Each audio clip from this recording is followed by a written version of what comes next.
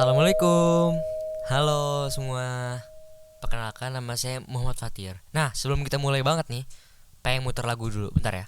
Begadang jangan begadang, Asik, asik. kalau tiada artinya.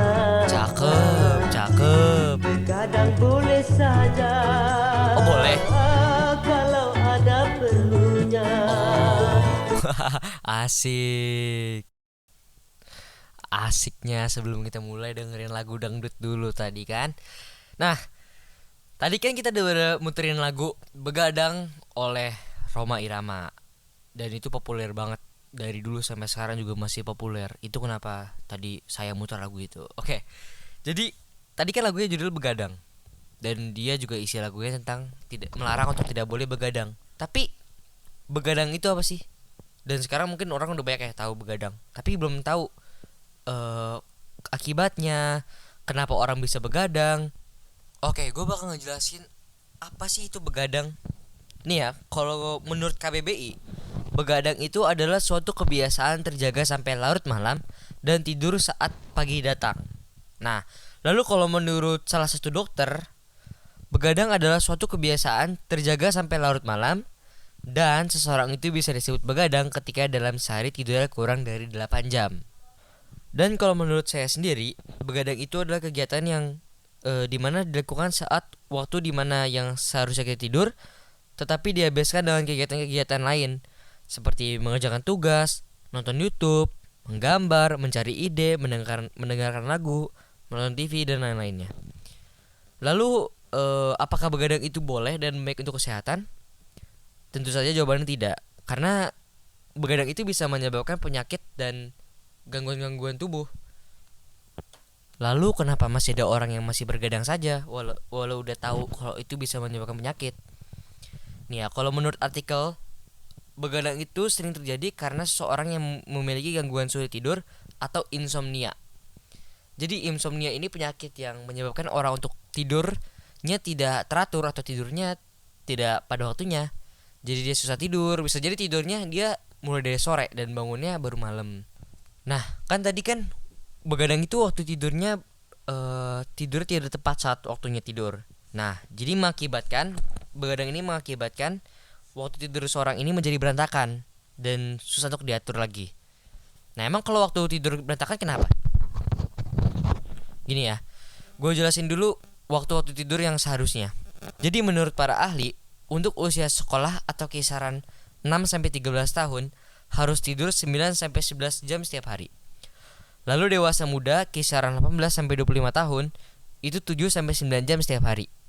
Lalu dewasa ke atas atau 26 sampai 64 tahun ke atas itu 26 sampai 64 tahun. Jadi ya 26 sampai 64 tahun itu 7 sampai 9 jam setiap hari. Lalu lansia 65 tahun ke atas itu 7 sampai 8 jam setiap hari. Jadi kalau mau disimpulkan, manusia pada semua umur tidurnya minimal 8 jam setiap hari. Dan kalau tidur kurang dari 8 jam bisa mendatangkan penyakit dan gejala-gejala seperti penurunan produksi hormon. Nah, hormon yang mengalami penurunan ini adalah hormon pertumbuhan hingga hormon testosteron.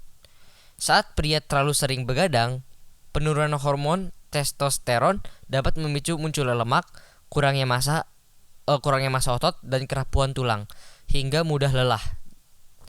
Nah, selain itu, menurut Google, begadang juga bisa memicu penyakit lain seperti stroke, diabetes, penyakit jantung, serangan jantung, gagal jantung, peningkatan detak jantung, tekanan darah tinggi, dan juga darah rendah. Dan selain itu juga menyebabkan antibodi kita lemah dan bisa memicu terkenanya COVID-19 dan virus-virus lainnya. Nah, serem juga kan kalau misalnya kayak gitu. Nah, jangan sampai kena deh penyakit-penyakit tadi yang disebutin. Amin. Nah, kalau gitu bagaimana sih cara biar kita stop dari begadang dan tidak begadang-begadang terus? Nih, kalau menurut Google, caranya adalah hindari stimulan di sore hari, itu yang pertama. Kedua, jangan tidur siang terlalu lama. Nah, ketiga, rutin olahraga aerobik. Nah, olahraga ini bagusnya dilakukan sore. Jadi pas sore kecapean, nah pas malamnya pas sorenya olahraga, malamnya kecapean kan, jadinya cepet tidurnya. Lalu keempat, buat jadwal tidur yang teratur. Jadi buat jadwal kalau misalnya udah waktunya tidur, langsung tidur. Jadi gak berantakan gitu. Nah, kelima, jadikan kamar tidur yang rapi. Jadi tepatnya tempat favorit, tempat yang menenangkan, tempat yang enak lah untuk ditepati gitu. Jadi tidak terganggu atau jadi tidak tenang saat tidur. Lalu ke berapa? Keenam, makan sewajarnya. Iya, makan sewajarnya ya pada sore atau siang harinya.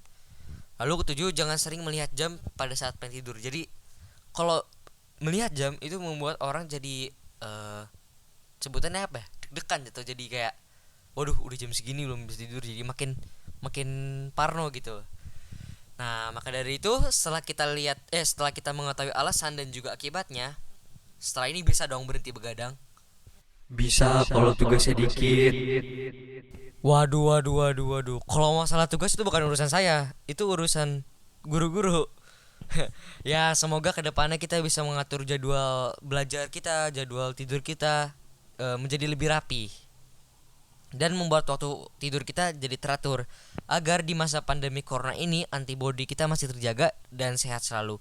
Amin ya rabbal alamin. Oh ya, baiklah, tak terasa kita sudah di ujung podcast nih.